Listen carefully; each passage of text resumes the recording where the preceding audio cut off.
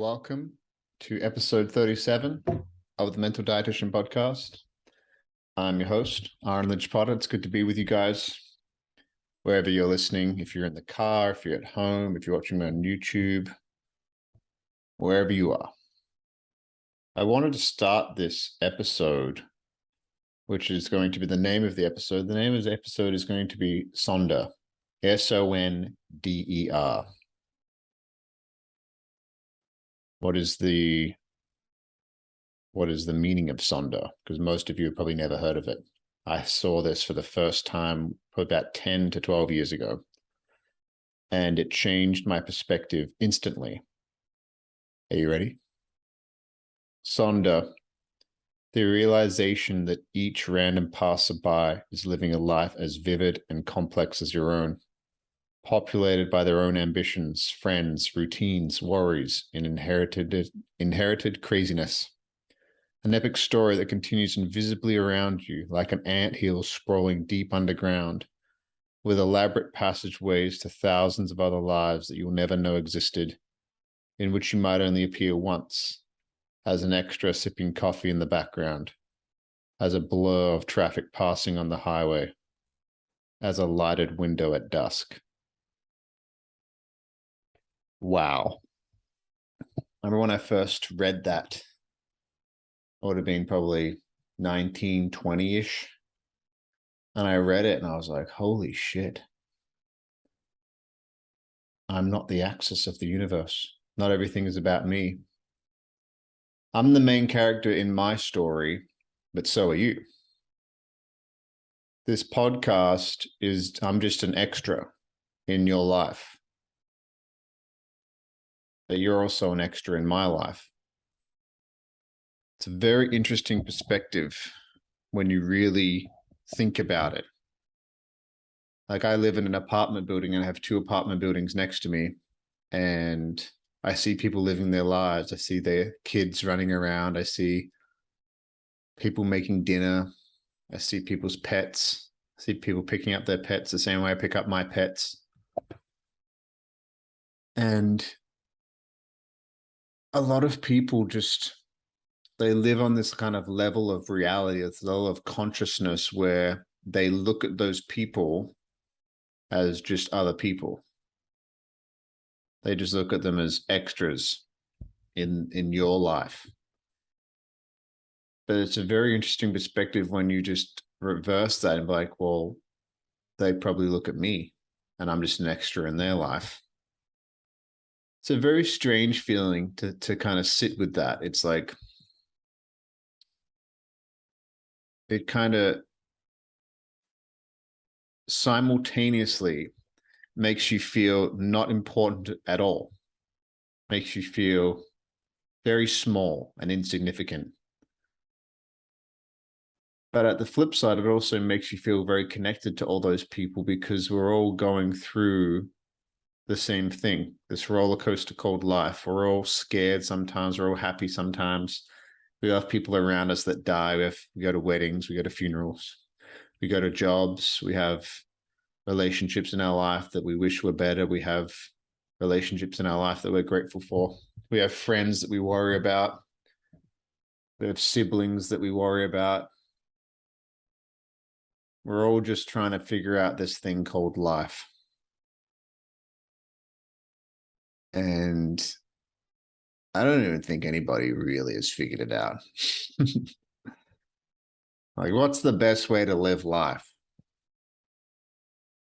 It's a great question. I certainly don't know. I mean, you could go one direction where you're in the service of other people, where you live your life to better people's lives around you and you live a life of service. Or you could live a life of kind of pleasure where you just pursue things that you want to do, and you go do things that you want to do, and you don't live a life of service. And I can really see both perspectives. Can see them both. I totally get them both. Like, it's almost like living a life of service could be almost seen as like a martyrdom, where you just are living for other people and you don't put yourself first at all. But when you live a life of pleasure, you only put yourself first and you don't really think about other people at all. I think this is what my opinion. I think you have to live somewhere in the middle where you live a life of service, but you also make sure that you pursue things that you're focused on and that make you inherently happy, regardless of what other people think, regardless of what your mom or your dad thinks or your spouse or whatever. You have to go do things that make you happy, that fill you with joy. But a lot of us don't do that because we're scared of what other people think. And it's just so funny because if we could sit more with that feeling of Sonder, Sonder, highly recommend you dive into it and look it up. But I mean, there's not really much to look up. I already read it to you. The realization that everybody around you is living a life just as vivid, just as epic, just as much of a roller coaster as you are, with their own routines, their own relationships, their own fears, worries, anxiety, joy that you are. And the picture that it shows, like when I search it up in Google Images, is this. And if you're watching on YouTube, hopefully the camera focuses. It's just a city with cars on a highway and it's kind of sped up. And if you ever looked over a city, you can see all these lights on these apartment buildings. And I remember realizing that and seeing that and reading that when I was looking over a city, and I was like, holy shit. I'm looking over hundreds of thousands, if not millions of people, that if we all just stopped for a second and looked out at each other, we realize we're all kind of one, we're all kind of connected. And what connects us all is they're all human beings trying to live our best life, which is why I kind of started this podcast. Like this podcast is for people, anybody. It's for human beings. It's for human beings that want to step away from their unconsciousness and try to have some kind of awareness around their life. What my goal is with this podcast is to interrupt the unconscious patterns we all have and hopefully create a little bit of space for you guys so we can just take a step back and be like, hey, wait a second. There may be a different way to look at this reality than I'm currently looking at it. I'm obsessed with that. I'm obsessed with how can I look at this reality differently, and what kind of breakthroughs can I have with myself, and what kind of prisons have I put myself in without even knowing? It's a very interesting thought process to follow, and we all do it. It's funny. It's not funny at all, actually. It was kind of strange. I was like thinking about half an hour ago, I'm like, what am I going to do this podcast about? I'll be honest, guys, I totally forgot. I usually record this the night before, and I usually record a lot earlier than now, and I just was unconscious, wasn't thinking about doing the podcast. I wasn't thinking about much. I was just kind of unplugged. I was watching Game of Thrones. I've never watched the series. I started watching it. It's very good. It's very interesting. And it's 9 p.m. at night. I was like, shit, I got to do the podcast. And I went into the bathroom. I was brushing my teeth because I'm about to go to bed after this. And I was like, what am I going to do the podcast about? What am I going to do the podcast about? And this voice in my head was like, it doesn't matter. Nobody's going to fucking listen to it anyway. And I looked at myself in the eyes and I started getting tears in my eyes. And I was like, what the fuck? Where did that come from? And I started going down this kind of like negative spiral of like, why are you even doing this? Like, you've spent so much money on this, which I do. Spent to do this podcast cost me about 750 Canadian a month because I don't do anything else. I send it off to a team. They build all the Instagram reels that I do. They upload it to YouTube, Spotify, podcast, like Apple Podcasts. They upload everything. I also get coaching from my good friend Kevin, and it is cheap. $750 is cheap. But I just I felt this like negative kind of weighing on me. And I was like, man, what am I doing this podcast about? And I was sitting here looking at my apartment building, looking at this other apartment building across the gap here. And I pulled up my phone and I wrote down Sonder, and I searched it in Google, and I was like, there's somebody else in that building over there. There's probably 1,000 people, in that building.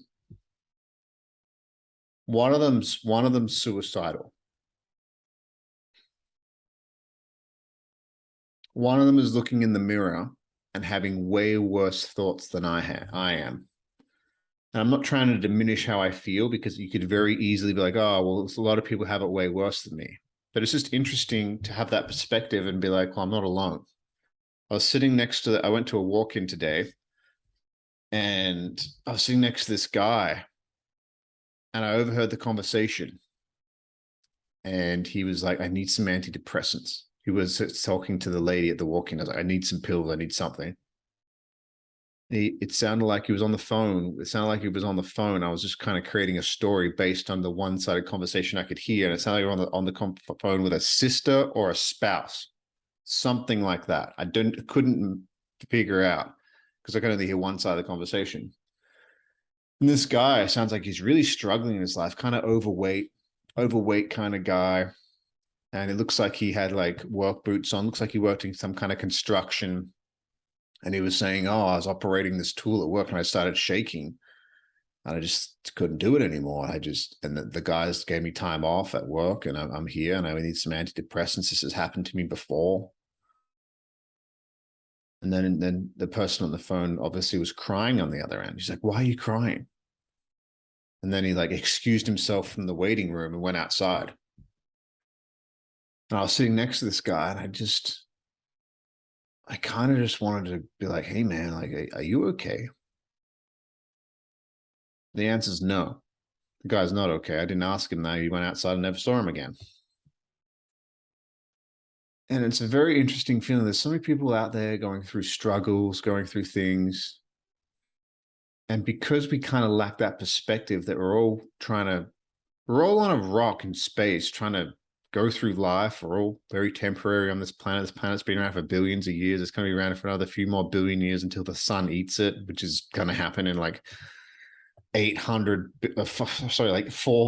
billion years or something. I can't remember. It's just mind-boggling.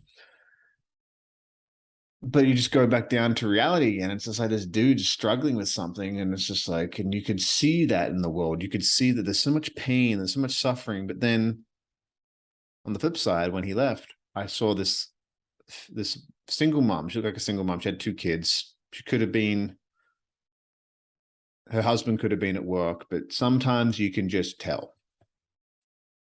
Whether or not that's me being judgmental, sometimes you can just tell. I think she was a single mom. And there was these 2 old people in the waiting room, and she had probably a 1 or 2-year-old, and they're like, oh, what's your little girl's name? And the little girl was full of laughter and happiness, and she brought so much joy to these older people who had 13 grandchildren.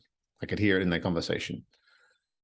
And you see the joy that a child brings to everybody around them. They got that pure, innocent joy. And she was laughing and having a great time. 2 minutes earlier, a guy had been thinking, it sounds like he was suicidal, sounds like he was on the edge of ending things. This is these polarities everywhere.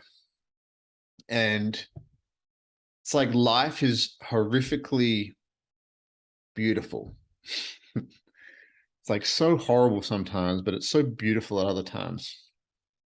And I think the meaning of life is to work on ourselves to the point where we can feel both the deep downs and the massive highs. We can feel the ebbs and flows in life. We can feel it. We can feel the rain on our face and appreciate the cold drops as it goes down our forehead into our eyes. And then we could also feel the sunlight, and we can appreciate both. We can feel the sadness of a man you're sitting next to going through something horrible in his life, basically getting antidepressant pills, which is not going to deal with the problem. It's like getting a Band-Aid. You're not dealing with the trauma that's causing the depression. The depression is a symptom. It's not the cause. And then you just getting antidepressant pills, which are helpful. I'm not saying they're wrong. It's just, it's not going to fix the problem. It's going to numb it out and help you function. Barely.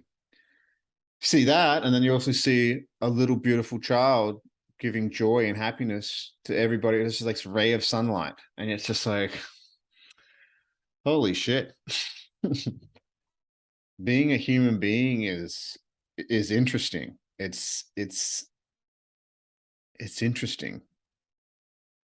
So that's all I really wanted to share with you guys. Just that kind of perspective. And I invite you to reflect on your own life and reflect on how that you're put on this earth to feel it all.